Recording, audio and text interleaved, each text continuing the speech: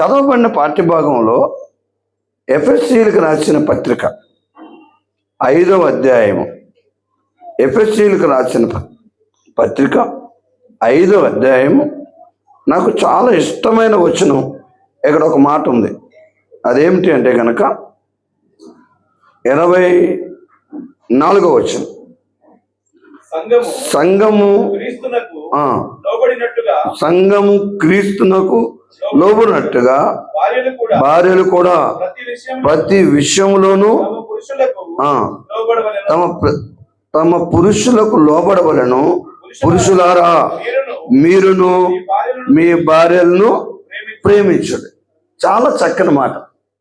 ఎంత అద్భుతంగా దేవుని యొక్క వాక్యం ఒక భార్య, ఒక భర్త ఎలా ఉండాలి, ఓ కుటుంబం ఎలా ఉండాలి అనే సత్యం దేవుని వాక్యంలో చాలా స్పష్టంగా చెప్పబడి ఉంది.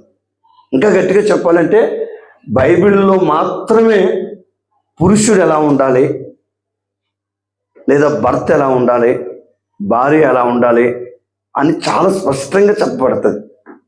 ఎంత అద్భుతమైన మాట ఏంటంటే, పురుషులారా మీ భార్యల్ని ప్రేమించండి, స్త్రీలారా మీ భర్తలకి లోబడి ఉండండి. బాధాకరమైన విషయం ఏంటో తెలుసా పిల్లరా?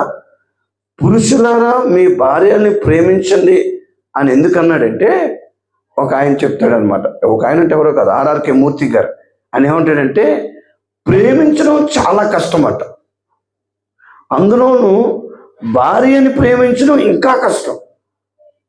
ఎందుకు అని అడగండి చెప్తాను, అడగండి. పెళ్లి చూపుల్లో కనబడినట్టు, పెళ్లి రోజు కనబడినట్టు, పెళ్లిలో భార్య కనబడినట్టు 3 నెలల తర్వాత ఉండదు. టోటల్గా రివర్స్లో ఉంటుంది. పెళ్లిలో ఉన్నంత మౌనం, పెళ్లి చూపుల్లో ఉన్నంత దీనత్వం పెళ్ళైన 3 నెలల తర్వాత అంత రివర్స్లోనే ఉంటుంది. అందుకని భార్యని ప్రేమించడం అంటే చాలా కష్టం అవుతుంది అనమాట. అట్లాగే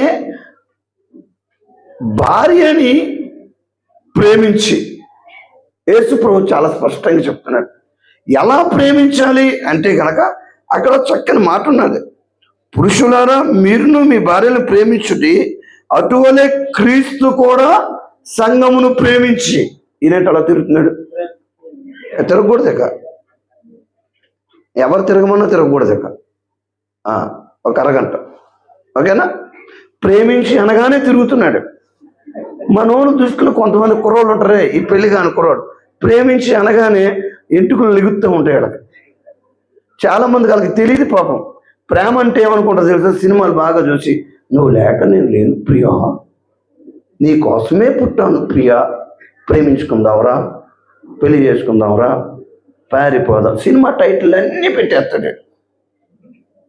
అలా జీవితాన్ని సర్వనాశనం చేసుకుంటున్నాడు.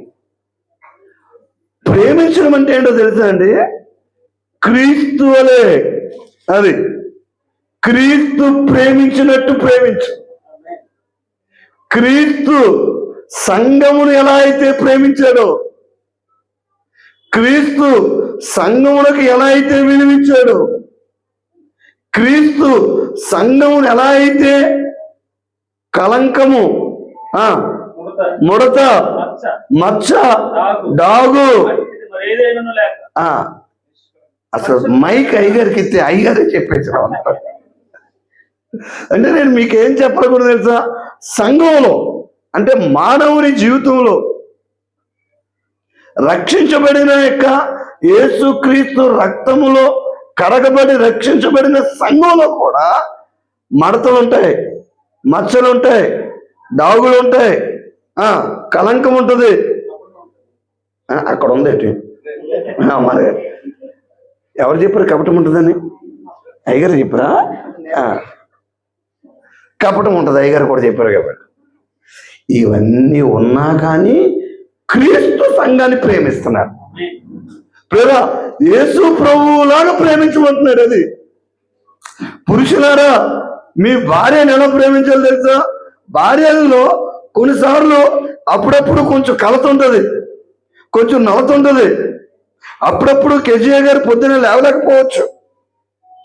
రోజు పెట్టి కాఫీ పెట్టి ఆమె ఒక్కొక్కసారి పడుకొని లేకపోవచ్చు. ఒక్కొక్కసారి అమ్మ కాఫీ పెట్టమంటే నేను నువ్వు పెట్టుకో అని పరిస్థితి కూడా రావచ్చు. ఇక్కడున్న మగవాళ్ళకి చాలా మందికి తెలుసు, కొంతమంది తెలియదు. సహజంగా ఆడపిల్లలకి నెలలో ఒక 4-5 రోజులు నీరసంగా ఉంటారు. అలాంటప్పుడు వాళ్ళు ఏం మాట్లాడతారో వాళ్ళకే తెలియదు, మనం ఏమంటామో మనకే తెలియదు. ఇంతకీ ఆవిడైనా ఈవిడి అన్న డౌట్ వస్తుంది. కొన్నిసార్లు జాగ్రత్తగానండి, ఆ యొక్క భార్య విషయంలో చిన్న చిన్న పొరపాట్లు, చిన్న చిన్న మచ్చ, చిన్న చిన్న డాగు, చిన్న చిన్న కలంకం ఉన్నా కానీ ప్రేమించండి. అది ఎలా ప్రేమించాలి తెలుసండి? క్రీస్తు ప్రభు ప్రేమించినట్టు ప్రేమించాలి. క్రీస్తు ప్రభు ఎలా ప్రేమించాలో తెలుసండి? మానవుని పాపము కోసం, మానవుడు చేసిన పొరపాట్ల కోసం, మానవుడు జీవించిన ఆ యొక్క తిరుగుబాటు, ఆ వ్యతిరేకమైన స్వభావం, లేదంటే కనుక మానవుడు జీవించిన ఆ యొక్క దాన్ని ఏమంటారు ఇష్టానుసారమైన జీవితం జీవించి, పాపములోనే జీవించి, పాపిగా చేయబడి, పాపం ద్వారా వచ్చే శాపము, మరణము, పాపం వలన వచ్చే జీవితం ఏంటండి? ఒకసారి చెప్పండి అందరూ. పాపం వలన పాపం వలన వచ్చు జీవితము మరణము. అందరూ చెప్పారు. పాపం వలన వచ్చు జీవితము మరణము. ఆ చివరి తమ్ముడు చెప్పట్లేదు. ఆ తమ్ముడు అనుకుంటున్నాడు, మా ఆవిడ చెప్పమన్నప్పుడే నేను చెప్పను. చెప్తాం. పాపం వలన వచ్చు జీతము మరణం. ఆ మానవుడు పాపం చేసి తను సంపాదించుకున్న జీతం ఏంటి అంటే మరణం, నాశనం, దుఃఖం, చివరికి ఈ లోకంలో వేదన, బాధ, చనిపోయాక నరకం, అగ్ని ఆరదు, పురుగు చావరు. అలాంటి శిక్షలన్నిటి నుంచి తప్పించడానికి క్రీస్తు ప్రభు ఈ లోకానికి మానవుడిగా వచ్చాడు, రక్తాన్ని చిందించాడు. అమలారా, క్రీస్తు ప్రేమించినటువంటి అర్థం ఏంటో తెలుసా? అయ్యలారా, నా ప్రియమైన అన్నదమ్ములారా, క్రీస్తు ప్రేమించినట్టు అంటే అర్థం ఏంటో తెలుసా? ఆయన పాపుల కోసం ఈ లోకానికి తగ్గించుకొని వచ్చాడు, మానవుడిగా పుట్టాడు, అద్భుతాలు చేశాడు. పవిత్రంగా పుట్టి పరిశుద్ధంగా జీవించి ఏ కలంకము, మచ్చ, డాగు, కపటము లేనివాడై ఉండి మానవుడి కోసం శిలువలో ప్రాణం పెట్టాడు, రక్తాన్ని చిందించాడు. యేసు ప్రభువు లాంటి దేవుడు ఇంకెవరు లేరు. ఎందుకని అడగండి. యేసు ప్రభు లాంటి పరిశుద్ధుడు ఎవరు లేడు. యేసు ప్రభువులాగా ప్రేమించినవాడు ఎవడు లేడు. యేసు ప్రభువులాగా తగ్గించుకున్నవాడు ఎవరు లేరు. యేసు ప్రభువులాగా మానవాళి కోసం ప్రాణం పెట్టి రక్తాన్ని చిందించి, ఆయన కాళ్ళల్లో మేకులు, ఆయన చేతుల్లో మేకులు, ఆయన నెత్తి మీద ముళ్ళకంప గుచ్చి ఆయన్ని హింసించి బాధ పెట్టి గొలుగొత అనే కొండ మీద, ఆయన యొక్క శిలువ మీద వేలాడదీస్తుంటే ఆయన చెప్పిన అద్భుతమైన 7 మాటల్లో మొదటి మాట ఏంటంటే, వీరేమి చేయించున్నారో వీరెరుగురు కనుక క్షమించు. అది ప్రేమ అంటే.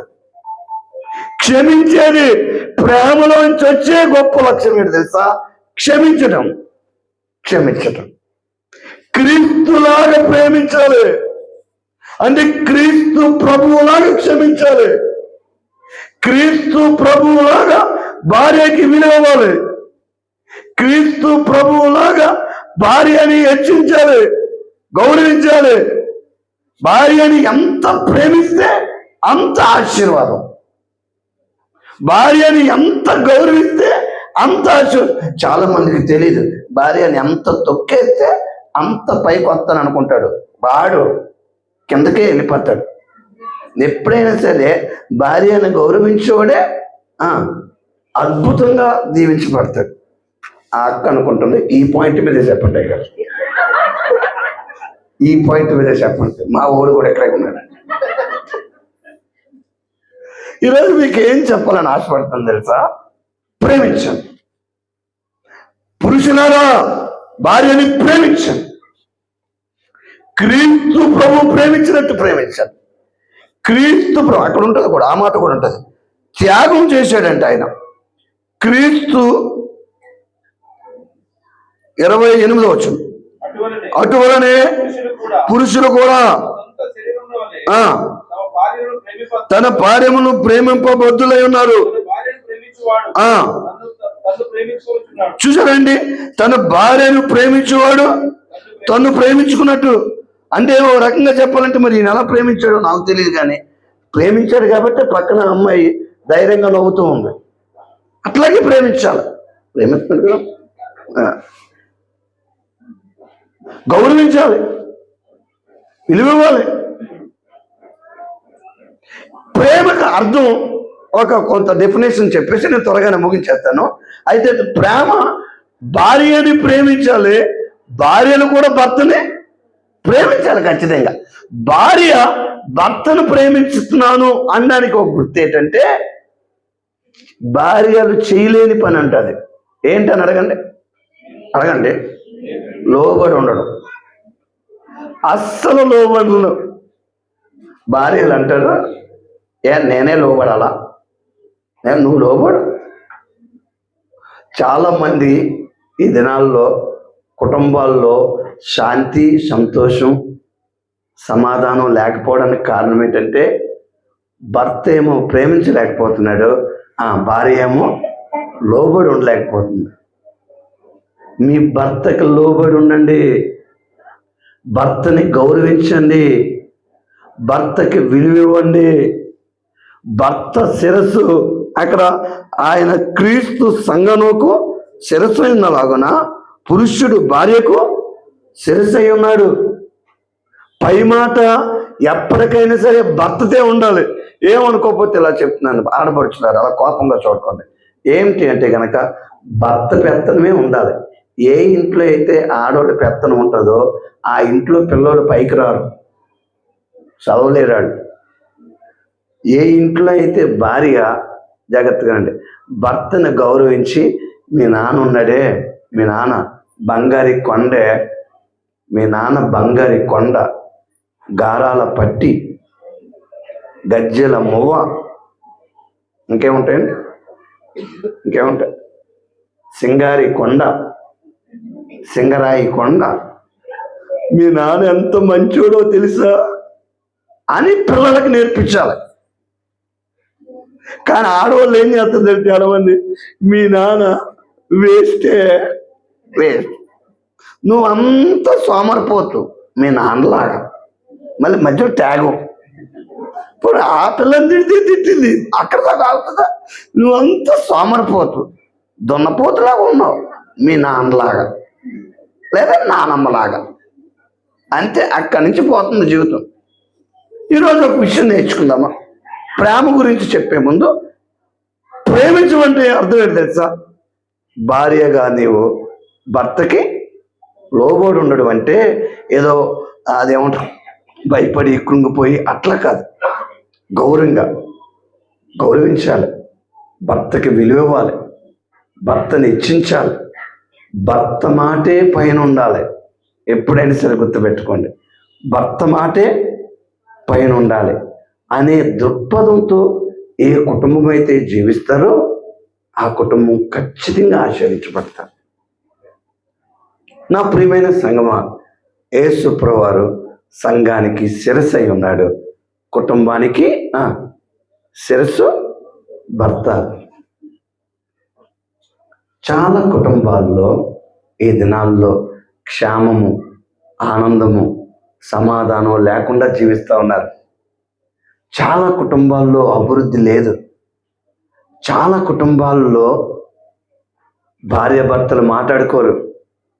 చాలా కుటుంబాల్లో కుటుంబ ప్రార్థనలు లేవు. చాలా కుటుంబాల్లో భార్య, భర్త, పిల్లలు కలిసి భోంచీరు. ఎవరు భోజనం వాడిదే, ఎవడిష్టం వాడిదే. అందుకే కుటుంబాల్లో ఆనందం లేదు. ఒక ఆయన ఏమంటాడు తెలుసా, family is a model to heavenly life అంటాడు. పరలోకానికి ఒక నమూనా ఈ లోకంలో ఉండే కుటుంబం. పరలోకపు నమూనా.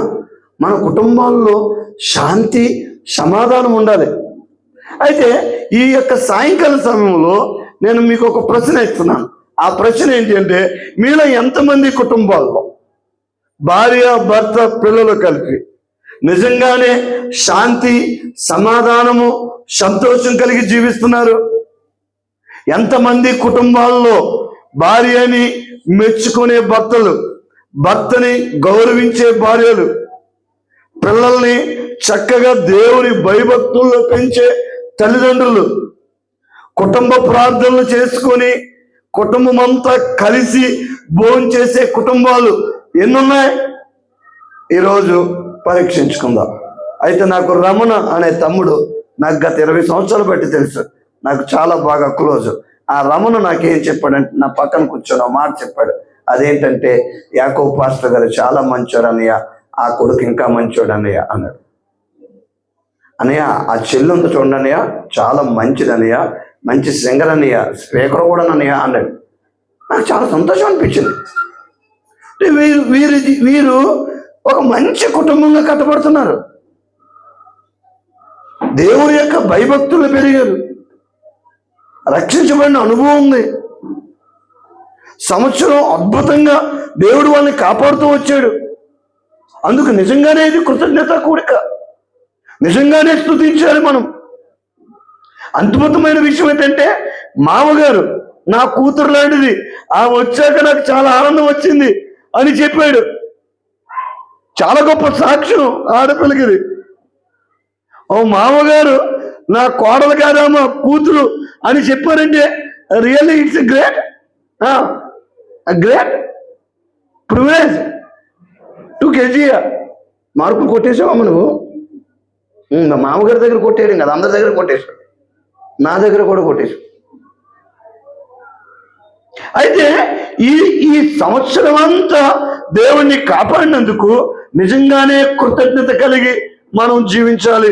ముఖ్యంగా ఈ కుటుంబాన్ని బట్టి మనం కూడా కృతజ్ఞత కలిగి దేవుణ్ణి స్తుతించాలి. అందుకే కీర్తనల గ్రంథము 100వ అధ్యాయం, చాలా త్వరగానే ముగించడానికి నేను ప్రయత్నం చేస్తున్నాను.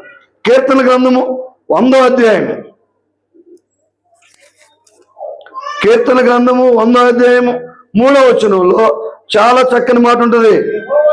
యెహోవాయే దేవుడని తెలుసుకొనుడి, ఆయనే మనలను పుట్టించెను, మనము ఆయన వారము, మనము ఆయన ప్రజలము, ఆయన మేపు గొర్రెలం.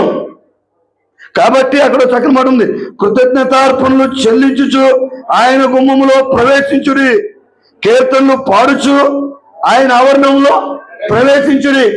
గమనించండి, యెహోవాయే మనల్ని పుట్టించాడు, యేసయ్యే మనల్ని పుట్టించాడు.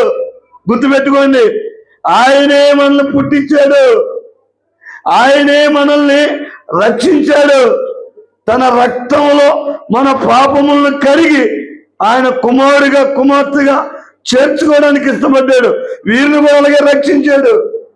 అంతేకాదు, ఆయనే వీరిని భార్యాభర్తలుగా ఐక్యపరిచాడు.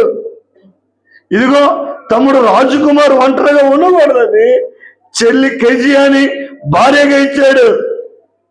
కెజియా ఒంటరిగా ఉండకూడదని రాజకుమార్ని భర్తగా ఇచ్చాడు. అంత మాత్రమే కాదు, భార్యాభర్తలుగా ఇచ్చి వారిని సంవత్సరం కాపాడుతూ వచ్చాడు, పోషించాడు, క్షేమమిచ్చాడు. అన్నిటికంటే ముఖ్యంగా జాగ్రత్తగా రండి, అన్నిటికంటే ముఖ్యంగా వారిద్దరిని దేవుని భయభక్తులు నడిపిస్తూ దేవునికి ఒక మంచి సాక్షులుగా, ఈ లోకంలో ఉండే అనేక మంది ప్రజలకి ఒక మాదిరికరమైన కుటుంబంగా ఆ కుటుంబాన్ని ఉంచినందుకు దేవునికి మనం కృతజ్ఞతాస్తుతులు చెల్లించాలి. హల్లెలూయా. గట్టిగా చెప్పండి ఒకసారి, మళ్ళీ చెప్పండి ఒకసారి.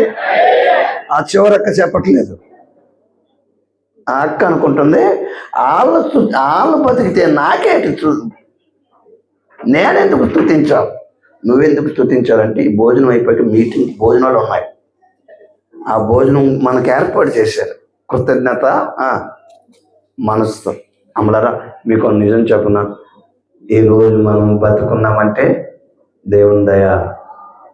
మన భర్త ఇంకా ఉన్నాడంటే మనతో దేవుని దయ. మన భార్య బతుకుందంటే దేవుని దయ. మనం ఇంకా భోజనం చేస్తున్నామంటే దేవుని దయ. మనం నిద్రపోతున్నామంటే చాలా మందికి నిద్ర పట్టక ఫోన్లు చూసుకుంటున్నారు. మధ్యరాత్రిలో ఫోన్ చూసి పిచ్చెక్కిపోతున్నారు వాడు. అందుకే అక్కడ ఆ మాట ఉంటుంది, యెహోవా దయాళుడు, ఆయన కృప నిత్యముండును, ఆయన సత్యము.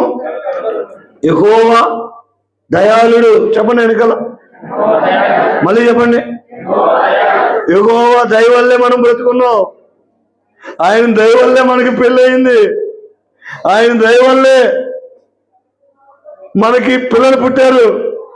ఆయన దయ వల్లే ఆరోగ్యం ఉంది. ఆయన దయ వల్లే ఉద్యోగం ఉంది. ఆయన దయ వల్లే నిద్రపోగలుగుతున్నాం. ఆయన దయ వల్లే ఇల్లు ఉంది. ఆయన దయ వల్లే అపార్ట్మెంట్లో రెంట్ దొరికింది. ఇదే హైదరాబాద్లో 20 సంవత్సరాల క్రితం నేను ఇల్లు రెంట్ కోసం ఎన్ని ఇల్లు తిరిగినా నాకు ఎవరు ఇల్లు ఇవ్వలేదు. ఎందుకు అని అడగండి. పెళ్ళి అవ్వలేదు. పెళ్ళి అయిందని అడిగాడు ఎవరింటికి వెళ్ళినా. అవ్వలేదండి అయితే లేదండి బ్యాచులర్. ఆ తర్వాత పెళ్లి చేసుకుని మా యావని తీసుకొచ్చాక మళ్ళీ ఎవరైతే ఏమన్నారో, బాబు నీకు దొరికింది పెళ్ళి అయినట్టుందిగా, మా ఇంట్లో ఉండొచ్చుగా. 3 అడిగారు. లాలాపేటలో ఉండేవాళ్ళమే, తార్నాక దగ్గర.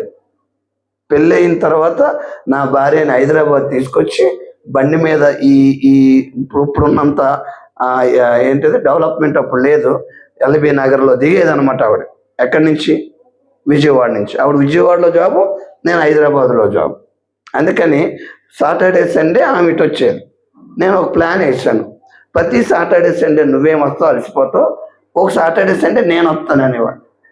అప్పుడు ఆవిడ సాటర్డే వచ్చినప్పుడు ఎల్బీ నగరాలు బండి మీద ఎక్కించుకొని ఆ బండి మీద తీసుకొస్తుంటే, ఏమండి మీకు సిటీలో కూడా బండి నడపడం వచ్చా అందావి. అయ్యి బాబు మీరు చాలా గ్రేట్ అండి అంది. మీరు చాలా గ్రేట్ అని, కానీ నేను ఇంకా స్పీడ్గా. ఇంకో విషయం తెలుసా, భార్య పొగిడితే భర్త పొంగి కుంగిపోతాడు. అమ్మ కెజియా నీకు తెలుసా, పొగుడు చూడు ఒక పిచ్చెక్కిపోతుంది. కొంతమంది ఆడవాళ్ళు ఎప్పుడు తిట్టడమే, ఎప్పుడు తప్పట్టుకోవడమే. ముందు వచ్చేసాడు అనుకోండి, నా బంగారి కొండ నా కోసం ముందు వచ్చావు అన్నాడు, మన పిచ్చెక్కిపోదు. మంది ఏంటైపు తెలుసా, అప్పుడు ఎందుకు వచ్చేసావు ఏంటి, అప్పుడే అయిపోయిందా. అది లేటుగా వచ్చాడు అనుకోండి, ఒకవేళ లేటు, ఎప్పుడు లేటే. నీకు భార్య అంటే లెక్కలేదు, పిల్లలంటే లెక్కలేదు, నీకు ఎవడంటే లెక్కలేదయ్యా. లేటుగా వచ్చే తిట్లు, ముందు వచ్చే తిట్లు. ఎవరికి చెప్పుకోన్నాడు బాధ, ఎవరికి చెప్పుకోవాలి. ఆ బ్రదర్ అనుకుంటున్నారు, ఈ పాయింట్ మీద చెప్పండి అయ్యా, ఈ పాయింట్ మీద చెప్పండి. మా ఆవిడ ఎక్కడే ఉంది. ఈరోజు మీకు గుడ్ న్యూస్ చెప్తున్నాను, జాగ్రత్తగా. కెజియా గారికి కూడా చెప్తున్నాను, అలాగే రాజకుమార్ గారికి కూడా చెప్తున్నాను. భార్య భర్తను ఒక్కసారి మెచ్చుకొని చూడు, అసలు ఎంత ఆనందకూడదు.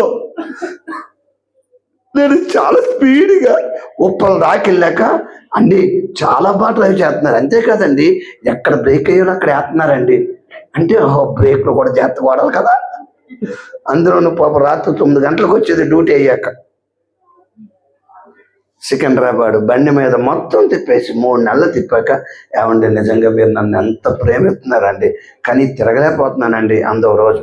అయితే నేనేమని తెలుసా, ఇప్పుడు నేనే తిరిగేస్తానండి అంటే ఆమె ఏమని తెలుసా, ఇన్ని గొడవ ఎందుకండి, అసలు విజయవాడ వచ్చేయచ్చు కదా.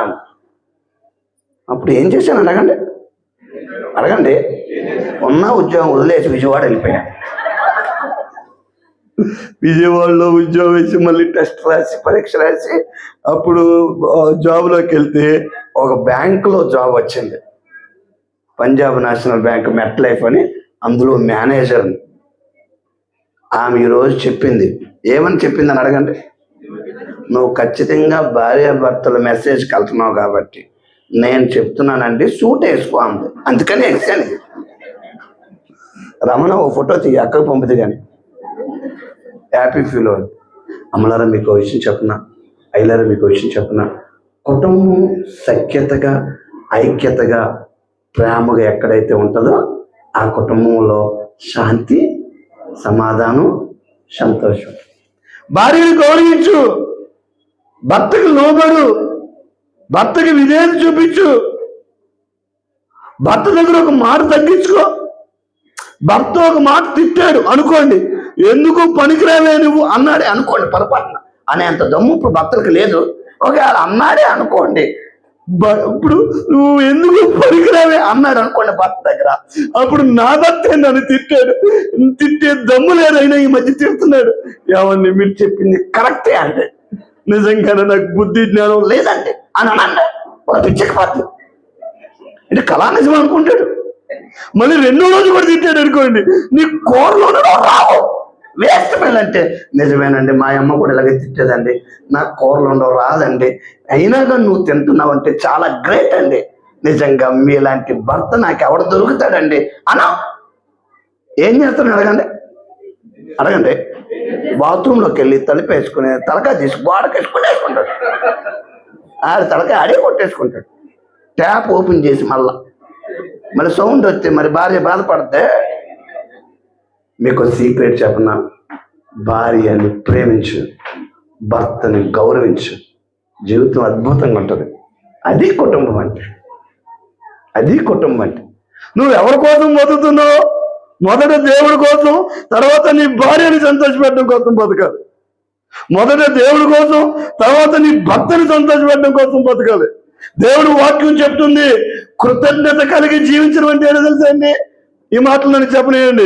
యెహోవా దయాళుడు, నీకు బంగారు లాంటి భర్తనిచ్చాడు, బంగారు లాంటి భార్యనిచ్చాడు, కాబట్టి కృతజ్ఞత కలిగి జీవించడం అంటే భార్యని గౌరవించడం, భార్యని ప్రేమించడం, దేవుణ్ణి బట్టి భర్తకి లోబడి ఉండడం, భర్తని హెచ్చించడం, భర్తకి విలువడం. దేవుడు తర్వాత నెక్స్ట్ ప్లేస్ ఎవరికి ఇవ్వాలి? భర్తకే. చాలా మంది ఆడపడుచులు అమ్మకి, నాన్నకి, ఏది తమ్ముడికి, చెల్లికి, వదిలికి, అత్తకి, చివరికి ఫోన్కి ఇచ్చే విలువ ఇవ్వట్లేదు భర్తకి. ఈ మధ్యకాలం ఫోన్కి ఇచ్చే విలువ, సీరియల్కి. ఒక భర్త ఇంటికి వస్తే సౌండ్ పెట్టుకొని మరీ వింటుందంట సీరియల్. అన్నం పెట్టు అన్నాడంట ఆయన. ఏమన్నాడు? అన్నం పెట్టు అంటే వినపడట్లేదు ఆవిడకి, సీరియల్లో మునిగిపోయింది. అన్నం పెట్టు గట్టిగా గడ్డ అంటే అయినా వినపడట్లేదు. దగ్గరికి వెళ్ళి ఆకలి అన్నం పెట్టే అన్నాడంట. అంటే ఆమె ఏమందని అడగండి, ఆగక్కడ, సీరియల్ ఎక్కడ, ఆగక్కడ, నాకు ఆకలేస్తుందండి. నీకు ఆకలేస్తే నన్నేం చేయమంటావు? సీరియల్ పోయింది అనుకోండి, నేను బయటికి పోతానట. నువ్వు బయటికి పోయావు అనుకో, మళ్ళీ వచ్చేస్తావు రాత్రికి. కానీ సీరియల్ పోతే మళ్ళీ వస్తుందా? కనెక్షన్ కట్ అయిపోద్దే. చాలా మంది దినాల్లో ఆడపడుచులు దేవుడికి ఇవ్వాల్సిన స్థానం దేవుడికి ఇవ్వట్లేదు, భర్తకి ఇవ్వాల్సిన స్థానం భర్తకి ఇవ్వట్లేదు, పిల్లలకి ఇవ్వాల్సిన సమయం పిల్లలకి ఇవ్వట్లేదు. అందుకే కుటుంబాల్లో శాంతి, సంతోషం, సమాధానాలు లేవు. కృతజ్ఞత కలిగి జీవించడం అంటే ఏంటో తెలుసా? ఈ మాటలను చెప్పి త్వరగా ముగించింది అని. దేవునికి కృతజ్ఞత కలిగి జీవించడం అంటే దేవుని యొక్క సన్నిధిలో, దేవుని యొక్క వాక్యపు వెలుగులో ప్రతిరోజు వాక్య ధ్యానము, ప్రార్థనా సమయాన్ని కలిపి దేవుని సన్నిధిలో గడుపుతూ వాక్యపు వెలుగులో మన పాపాన్ని మనం ఒప్పుకొని సరి చేసుకోవడం, అది కృతజ్ఞత కలిగి జీవించడం అంటే. హల్లెలూయా. ఆ తమ్ముడు ఎంత లేదా, చివరి తమ్ముడు వాళ్ళ భార్య రాలేదు, అది ఆయన టెన్షన్. వాళ్ళ భార్య కూడా ఇంటే బాగుండని ఆయన బాధ. కృతజ్ఞత కలిగి జీవించడం అంటే ఏంటి? ఈ ఇద్దరు పిల్లలు ఉన్నారే, వీళ్ళిద్దరి వల్ల అనేక మంది మారాలి. వీళ్ళిద్దరి వల్ల ఆ కుటుంబం దీవించబడాలి, ఈ కుటుంబం దీవించబడాలి. వీళ్ళిద్దరి ప్రవర్తన వల్ల, వీళ్ళిద్దరు పాటలు పాడడం వల్ల, వీళ్ళిద్దరి యొక్క ప్రేమ, వీళ్ళిద్దరి యొక్క తగ్గింపు, వీరి యొక్క మాదిరికరమైన జీవితం వల్ల ఇంకా అనేకమైన కుటుంబాలు సంఘంలో చేర్చబడాలి. అది కృతజ్ఞత కలిగి జీవించడం. దేవుని బట్టి తగ్గించుకోవాలి, దేవుని బట్టి వాళ్ళు ఒకరినొకరు గౌరవించుకోవాలి, దేవుని బట్టి ప్రేమించుకోవాలి. ఆ ప్రేమను వెదజల్లాలి. కుటుంబంలోంచి శాంతి, సమాధానము, సంతోషము వెదజల్లబడాలి మన కుటుంబంలోంచి. మన ఇంట్లో జగడాలు, గొడవలు, కేకలు, అరుపులు ఉండకూడదు. మన ఇంట్లో ఏముండాలని అడగండి. ప్రార్థనలు, పాటలు, కుటుంబ ప్రార్థనలు, వ్యక్తిగత ప్రార్థనలు, గౌరవం, మర్యాద, ఇంటికి వచ్చిన వాళ్ళకి ఆతిథ్యం, ఉన్న దాంట్లోనే ఆతిథ్యం ఇవ్వడం, దేవుని ప్రేమను చూపించటం, క్రీస్తు ప్రేమను కనపరచటం. అలాంటి కుటుంబంగా జీవించటమే కృతజ్ఞత కలిగి జీవించటం. మీరు అలాగే జీవిస్తున్నారు నాకు తెలుసు. రాబోయే రోజుల్లో కూడా అలాగే జీవించాలి. మీ కుటుంబం ద్వారా అనేకమైన కుటుంబాలు చేర్చబడాలి సంఘంలోకి. మీ కుటుంబం ద్వారా అనేకమైన మనుషులు ఆశీర్వదించబడాలి. అకులా ప్రిస్కిల్లా అలా జీవించారు. అనేక మందికి దీవెనికరంగా సంఘ నాయకుడైన పౌలుకి ఒక గొప్ప ఆ యొక్క కుడిభుజంగా అయ్యారు. అనేక మందికి ట్రైనింగ్ ఇచ్చారు. అలాంటి కుటుంబాలుగా మన కుటుంబాలు ఉంటున్నాయా? అలా ఉండాలి అంటే భార్యాభర్తల మధ్య ఖచ్చితంగా ప్రేమ కలిగి జీవించాం. దేవునికి కృతజ్ఞతలు చెల్లించడం అంటే ఏంటో తెలుసా అండి? దేవుని కుమారుడుగా, దేవుని కుమార్తెగా ఆయన కోరుకున్నట్టుగా ఈ లోకంలో జీవిస్తూ ఇంటికి వచ్చిన వారికి చక్కని ఆతిథ్యం ఇవ్వగలిగి క్రీస్తు ప్రేమ నీలోంచి వెళ్ళాలి, నీలో కనబడాలి. క్రీస్తు తగ్గింపు నీలో కనబడాలి. భార్యగా, భర్తగా ఎంత ఆశ్చర్యం నీ కుటుంబానికి. అలా జీవిస్తే ఎంత ఆశీర్వాదమో చెప్పి నేను ముగించేస్తాను. దానికి ముందు ఈ ఒక్క మాట చెప్తాను. చాలా మందికి ప్రేమ అంటే ఈ ఫోన్లు వచ్చాక నాశనం అయిపోయాయండి కుటుంబాలు. దయచేసి ఫోన్లు ఎక్కడన్నా మీ దగ్గర ఉంటే గనక అదేమంటారు, సిమ్ ఇరిచేయండి. ఈ ఫోన్లు చాలా డేంజర్. ఫోన్లకి ఇచ్చిన ప్రయారిటీ దేవుడికి కూడా ఇవ్వట్లేదు. ఆ కుర్రోడికి ఫోన్ ఇవ్వండి, గంట చూస్తాడు. ఆడికి ఏంటి 2 గంటలు చూస్తాడు. ఆయనకి ఇవ్వండి, రాత్రి అంతా చూసేస్తాడు. ఈమెకి ఇవ్వండి, 2 రోజులు చూస్తుంది. ఆమెకి ఇవ్వండి, అవకాశం ఇస్తే రోజు రాత్రి అంతా చూద్ది. అదే బైబిల్ ఇవ్వండి, ఒక అధ్యాయం కూడా చదవదు. 3 లైన్లు చదివాక అమ్మ నాకు బోరు కొట్టేస్తుందే మూసాడు, లేదా నిద్ర వచ్చాడు. నేనేం చెప్పాలని ఆశపడుతుంది తెలుసా? ఫోన్లు, చాలామంది ఫోన్తో కాపురం చేస్తున్నారు. ఈ ఫోన్లో లేనిపోని బూత్ బొమ్మలు, లేనిపోని సమస్యలు, లేనిపోనివన్నీ కూడా. ఫోన్ ఉండడం తప్పు కాదు, కానీ ఫోన్ వాడే విధానం చాలా తప్పు. ఈరోజు ఒక తీర్మానం తీసుకోండి. భర్త భార్య కలిసి ఎక్కువ టైం మాట్లాడుకుంటూ దేవుని టైంలో ఉంటే చాలా బాగుంటుంది. అది ప్రేమగా.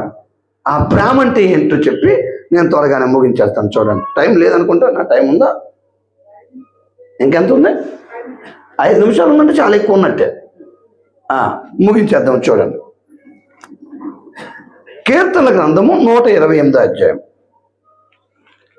నిజంగానే భార్య భర్తల మధ్య చాలా హృదయపూర్వకమైన ఆ యొక్క దేవునికి భయపడి ఒకరినొకరు ప్రేమించుకుంటూ లోబడి జీవిస్తే అదే కృతజ్ఞత కలిగి జీవించడం, అనేక మందిని ప్రభు సంధికి నడిపించడం.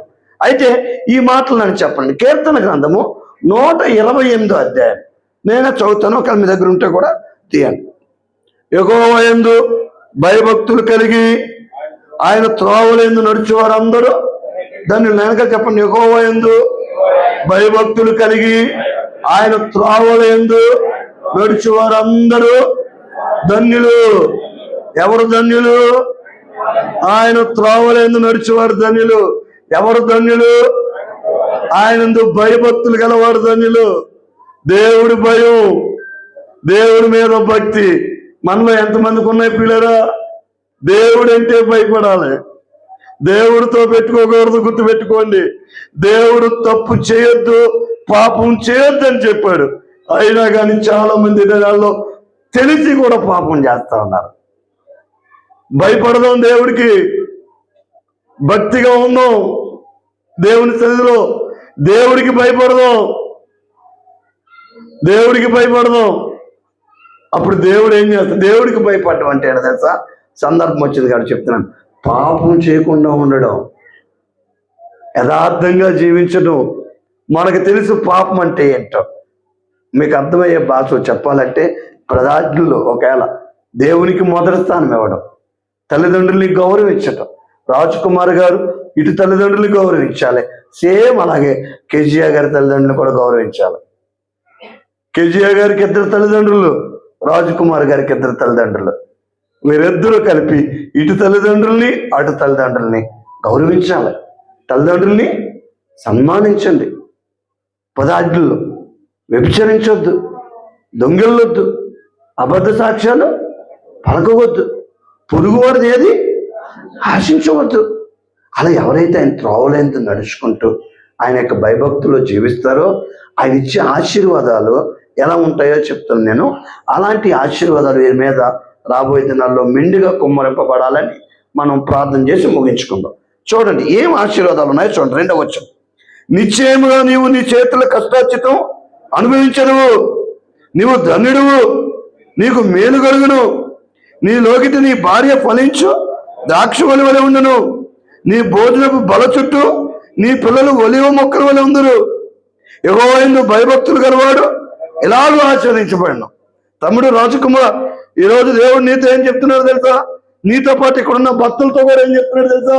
నువ్వు ధన్యుడు, నీకు మేలు కలుగుతుంది, నీ చేతుల కష్టార్జితాన్ని నువ్వు అనుభవిస్తావు. నిన్న నేను ఒక మీటింగ్కి వెళ్ళాను, అదే పబ్లిక్ మీటింగ్ అయిపోయాక చెప్పారు, అయ్యగారు ఎప్పుడు అప్పులే సార్, ఏ వ్యాపారం చేసినా అప్పులు పాలైపోతున్నాం, ఏ వ్యాపారం చేసినా ఎప్పుడు పాలైపోతున్నాం. గట్టిగా ప్రార్థన చేయండి సార్, మా వ్యాపారం దీవించబడాలని. మీరు ప్రార్థన చేసుకుంటున్నారమ్మా అంటే మా ఆయన ప్రార్థనకు చేసుకోవడానికి రాడు సార్, నాకు ప్రార్థన రాదు సార్. మీరు చేయండి సార్, మీరు చేయండి సార్, నెత్తి మీద చేయండి సార్. మళ్ళీ నెత్తి మీద చెయ్య, నేను నెత్తి మీద చెయ్యేస్తే ఏమవుద్ది? నాలాంటి నేను చెయ్యేసి ఆయన చేసి వచ్చినోడు ప్రతి ఒక్కడు నెత్తి మీద చేస్తే ఏమవుద్ది? జుట్టు ఊడిపో. వచ్చినోడు అందరూ చేస్తే ఏమవుతాయేమో? జుట్టు ఊడిపో. నా చేయ మాత్రం మంచిది అనుకుంటున్నారా? ఈయన దొంగ చేతులే, మీకు తెలియదు. పాస్టర్లు ఎంతో, మీరు అంతే. మా ప్రార్థన కంటే మీ ప్రార్థన గట్టిది. నేను వాళ్ళకేం చెప్పాను తెలుసా? ఉదయాన్నే లేచి ఒక గంట దేవుని సందులో గడపండి, ఇద్దరు కలిసి. ఒక గంట ప్రార్థన చేయండి, ఒక గంట వాక్యం చదివి ప్రార్థన చేయండి. అద్భుతాలు జరుగుతాయమ్మా. అలా చెప్పాను నేను. ఈరోజు మీకు కూడా చెప్తున్నాను, వీరికి కూడా చెప్తున్నాను. నువ్వు ధన్యుడు అవ్వాలంటే, నీ చేతుల కష్టార్జితం నువ్వు అనుభవించాలంటే ఇంకొక ఆశీర్వాదం ఏంటి? నీ లోగిట నీ భార్య ఫలించు ద్రాక్షవల్లి వలె ఉండాలంటే గంట ప్రార్థన, కనీసం రోజుకు ఒక గంట మోకరించి ప్రార్థన చేయండి. వ్యక్తిగతంగా ప్రార్థన చేయండి. ఇంకోటి ఏముంది? నీ భోజనపు బల చుట్టూ ఒలివ మొక్కలు అందుకు. చూడండి, ఇప్పుడు నెక్స్ట్ ఇయర్ వెడ్డింగ్ యానివర్సరీకి వీళ్ళిద్దరూ ముగ్గురు అవ్వాలి. వస్తా అడిగాను, నాకు డౌట్ వచ్చి, బాబు మీరిద్దరా ముగ్గురు అని అడిగాను. మరి నాకు అర్థమైందో లేదో నాకు అర్థం లేదు, కానీ మెట్ల మీద వస్తున్నప్పుడు మీరిద్దరా ముగ్గురు అని అడిగాను అనమాట. అంటే ఆయన మరి అర్థమై చెప్పాడు, అర్థం అవ్వలే చెప్పాడు నాకు తెలియదు, కానీ ఇద్దరమే అన్నయ్య అన్నాడు. ఫోన్లో అయితే ఈ పాయింట్ హైలైట్ చేయొచ్చు అనమాట అనుకున్నాను.